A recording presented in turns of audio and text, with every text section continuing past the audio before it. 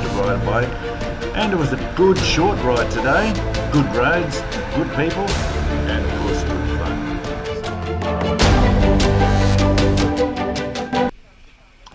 It's also interesting that at every fill station, it's the ladies who man the bowsers. They must be a bit more honest than the men, I suppose. I mean, you filming me? Just filming you, filming me. Isn't that a song? Filming you, filming me. Yes, no bikes allowed on this little bridge to see the mighty Mekong in action.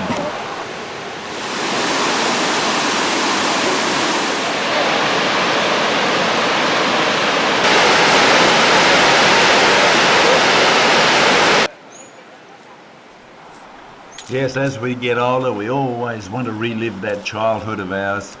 And you know, we all had little pets we used to shove into a cage, like in this case an old fan cage.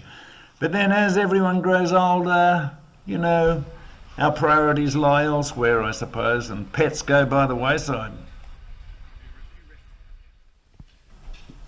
It's goodbye Cambodia and hello Laos. Everything seemed to go pretty smooth here. Even Misty Ellie Bow was let through this time.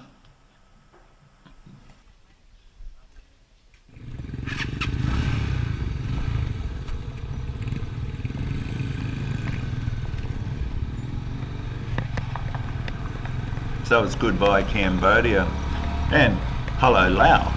However, there is this 400-metre strip called No Man's Land. I always wondered what they grew there, and if you got caught, who would actually penalise you? I think it'd be a bit of a fun situation. But this border crossing was an interesting one. It was just quite a wait, really. But no issues, everyone got through, even Mr. Elibo, and on we went. Visiting Laos, a different country, a poorer country.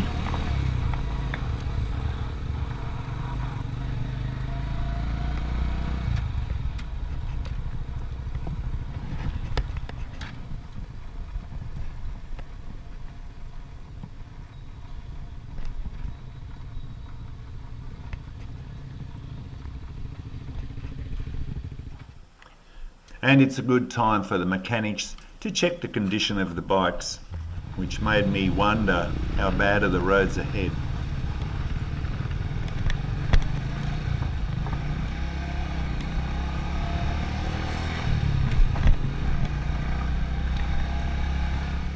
So, arriving on our nice hotel right beside the mighty Mekong was quite interesting, and a beautiful hotel, probably the peak of our accommodation, should I say. Very nice view on the balcony here. I was just checking my room out, went out this door and thought, wow, hey, have we gone up market or what? So we tried that pool out later. Hello neighbours.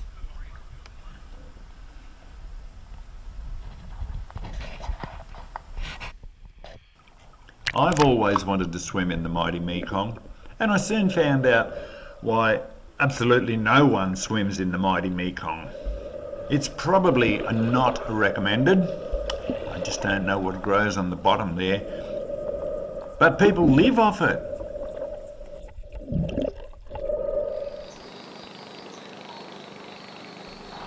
So we awoke bright and early the next morning after a very interesting night out at one of the restaurants downtown, bit of a sing-along, bit of happening there and a few drinks. It's a beautiful river system. It goes through a few countries. There's a lot of water and it gets a lot of use.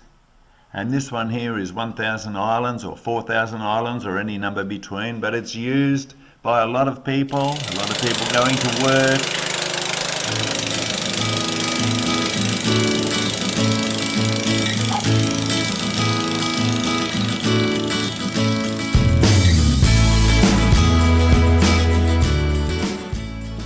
So we said goodbye to the mighty Mekong, saddled up our bikes and headed off bright and early in anticipation.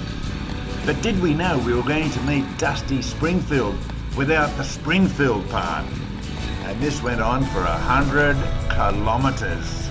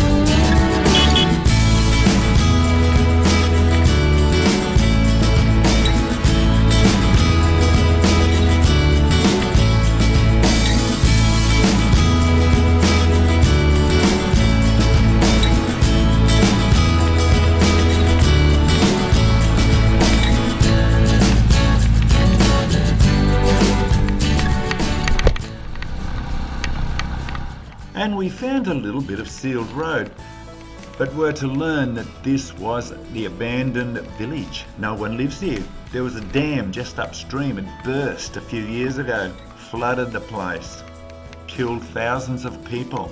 They're still there somewhere.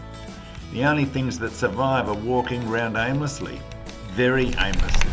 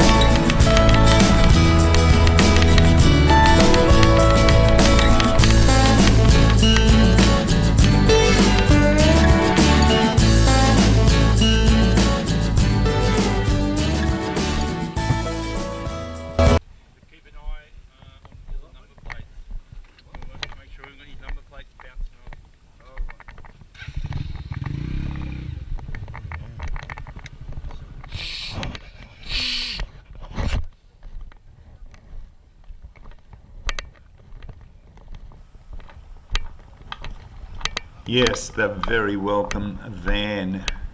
The only reason is because it's got water, and lots of it. They knew what we were in for.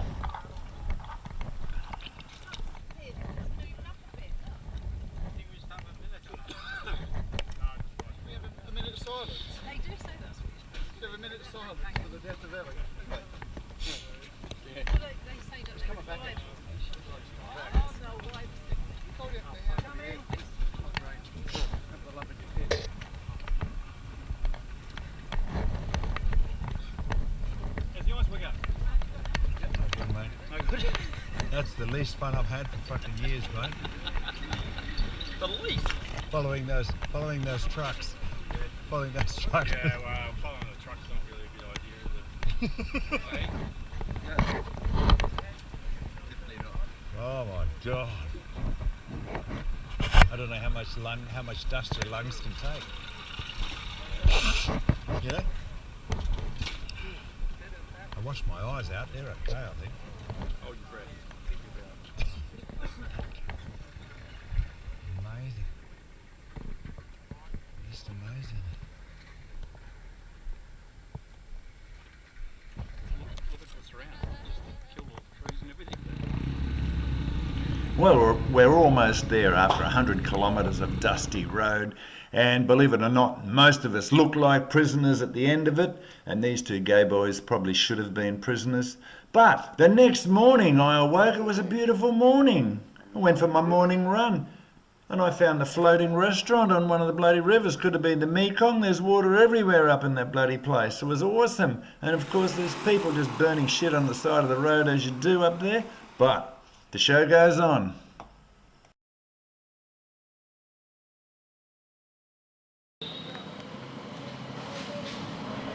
Yes, our last border crossing. Back into Vietnam now, and the luckiest, happiest people in town are Mr. and Mrs. Venerable.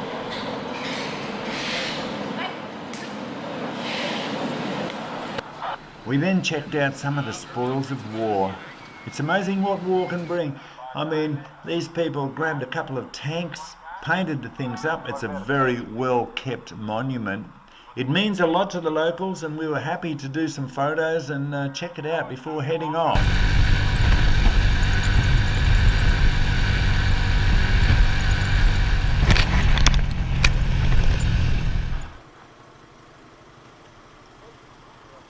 This is where one of the bikes actually shat itself. A minor problem. The mechanics were onto it, but we were checking out a couple of the locals and of course taking a bit of a breather. So we checked into downtown Kontum, and of course we had to go out and celebrate another bloody birthday.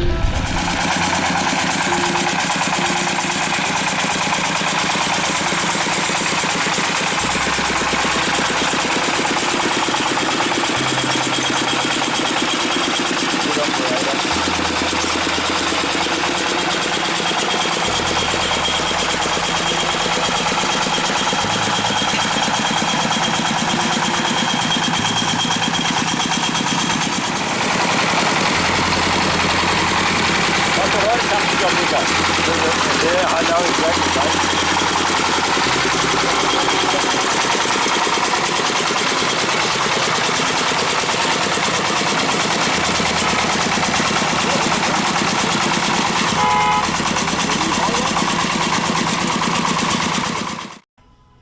So our last night's accommodation prior to getting back to Nha Trang was a very comfy bed. We had a nice place to sleep after the pounding my ass took that day. Went out to a restaurant, had a few drinks and a very average meal. But the show goes on. This was an interesting stop. Lots of people live in the bay here, and apparently it's full of lobsters and every fish that is on our earth. A bit of a food bowl, I suppose.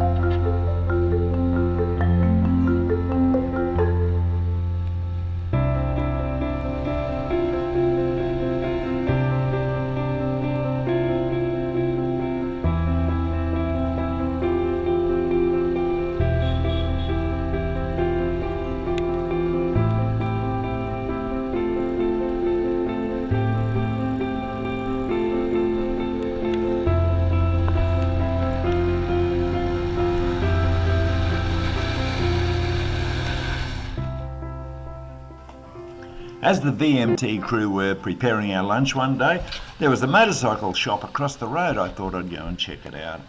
I'm surprised everything in Vietnam is a worker machine, whether it be a bike, a tractor or whatever. Nothing goes to waste.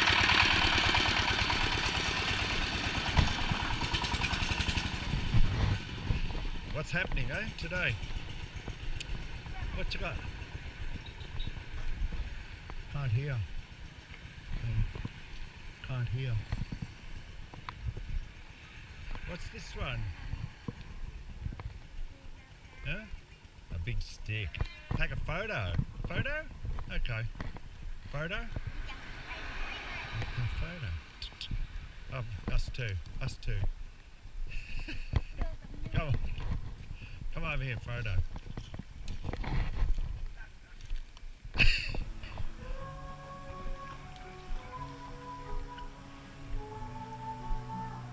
Yes, it's one way to get on the Vietnam pedophile watch list, I suppose. Okay. They were sweet kids, though.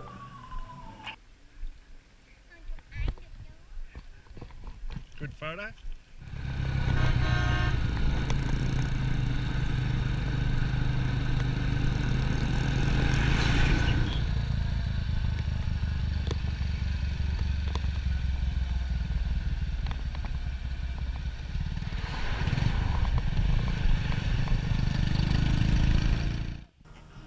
We had a quick stop in one of the poorer communities in town where the VMT purchased some balls and toys and things. They had to get the soccer ball off Pete, of course, but the children, they seemed quite overwhelmed, quite speechless really. Probably the first toys they've ever received.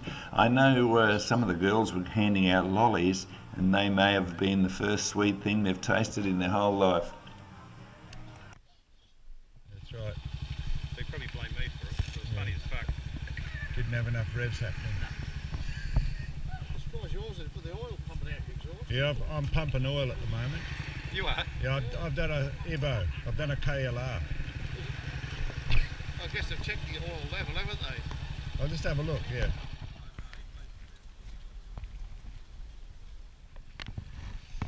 Motorbike going. Well, I'm going. Bye, guys. Bye-bye. David.